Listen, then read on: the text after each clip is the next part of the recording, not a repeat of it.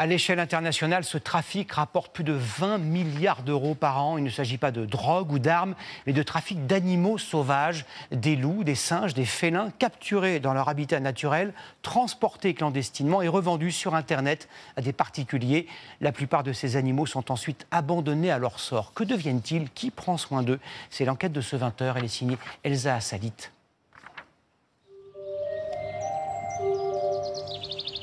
Ils viennent d'avoir 1 an. Et on va se mettre accroupi, histoire d'être un petit peu à leur hauteur. De toute façon, on va pas trop leur faire peur. 5 louveteaux, issus de la même fratrie. Ils se partagent ce bout de forêt de 7000 m², au milieu de la Bretagne. C'est issu du trafic animalier. C'est une dame qui s'est fait prendre ces animaux-là. Ça vient on va dire des fermes d'élevage des pays de l'Est. Les loups ont été découverts l'an dernier dans une maison en Belgique. Élevés pendant des mois en captivité, avant d'être saisis par les autorités belges et menacés d'euthanasie. Impensable pour Willy Bigot, il a immédiatement accepté de les recueillir. Ils allaient certainement être séparés, vendus à différents endroits. Faut dire que c'est à la mode depuis un peu plus de 10 ans. Hein. C'est venu un petit peu avec la série Game of Thrones. Les gens veulent des loups, des animaux qui ressemblent à des loups. Les louveteaux s'adaptent peu à peu à leur nouveau territoire. Le refuge ouvert en 2006 accueille aujourd'hui 19 loups, quasiment tous rescapés du trafic animalier. La plupart aussi sont des hybrides, issus de croisements non contrôlés entre des loups et des chiens-loups, à l'image de ces 6 pensionnaires saisis en Gironde en 2015. Eux sont tous atteints d'une forme de nanisme, voire qui ont des handicaps, donc ont les pattes de tordu. Alors à l'état sauvage, c'est pas viable. De toute façon, tous ces mélanges n'auraient jamais existé. Et du coup, le gars les vendait un petit peu moins cher. Ils étaient vendus sur le Bon Coin à l'époque à 2500 € pièce. Voilà. Des hybrides vendus jusqu'à 6 000 € au marché noir. Malgré le croisement, ils restent considérés comme des animaux sauvages et ne sont pas faits pour vivre avec les humains. Leur détention est illégale. Les trafiquants encourent 3 ans de prison et 150 000 € d'amende. Alors la problématique des trafics, elle n'est pas nouvelle, mais c'est vrai que ça a été accentué ces dernières années par le phénomène aussi des réseaux sociaux. Il y a eu beaucoup de personnalités qui se sont affichées avec des animaux sauvages. Alors on connaît aussi la vague de Dubaï et autres où on voyait des personnalités s'afficher avec des animaux sauvages. De quoi donner envie à certains particuliers de posséder un animal sauvage. Sur Internet, voici ce que leur proposent les trafiquants. Tigre blanc disponible au Mexique, 3 000 €. Mais c'est gagnant-gagnant, car moi je gagne et vous aussi, car vous achetez un tigre blanc rare.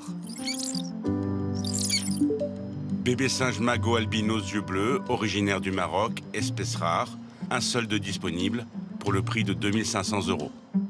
Des animaux disponibles sur réservation en Île-de-France, à Lille ou Marseille.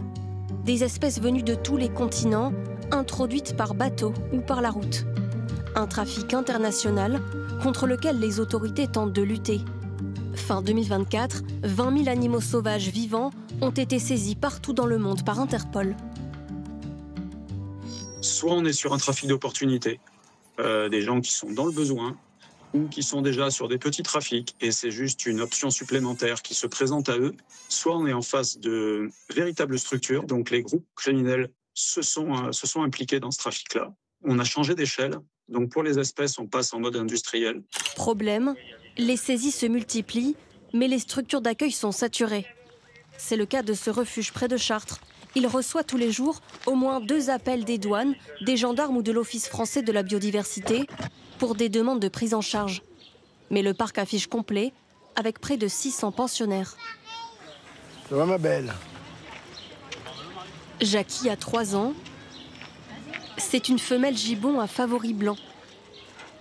Jackie, elle vient être chez les gens du voyage. Elle était sur les marchés, habillée avec une petite robe, elle faisait du vélo, vous savez, pour attirer le public. Des fois, on voit des gens avec des petites chèvres pour vendre des bonbons des Alpes, etc. Ben là, elle attirait du monde, et que fait que les gens sont là, ben les enfants jouent avec Jackie, les parents achètent des trucs. C'est lamentable, c'est des choses qui ne doivent absolument pas exister. Une partie du refuge est ouverte au public. L'objectif, raconter l'histoire de chaque rescapé et sensibiliser les visiteurs au bien-être animal. À l'écart du public, dans cette zone de quarantaine, un nouvel arrivant. Dis bonjour. Ouais, on n'a pas envie de lui faire un câlin. Vous avez vu les dents? Un serval, né dans un élevage clandestin dans le nord de la France. Ce félin d'Afrique n'a rien à voir avec les chats domestiques. C'est capable de courir à une vitesse phénoménale. Hein. Un animal comme ça qui vous attaque, il vous détruit, quoi. S'il tombe sur un enfant, il le dévore. Parce qu'il a peur. Patrick Violas espère faire changer les mentalités pour éviter les accidents, mais surtout protéger les animaux des trafiquants inconscients. C'est pas souvent de la maltraitance active, ça arrive, mais c'est la maltraitance passive, c'est-à-dire que je ne sais pas m'en occuper, je ne sais pas le soigner, je ne sais pas ce qu'il doit manger. Et deuxièmement, la moindre maladie qu'il a, vous ne trouvez personne pour le soigner et votre animal va souffrir, il va mourir. Donc voilà, le mieux, c'est de ne pas y toucher. Tous ces animaux ne pourront jamais regagner leur habitat naturel. Ils finiront leur vie dans ce refuge.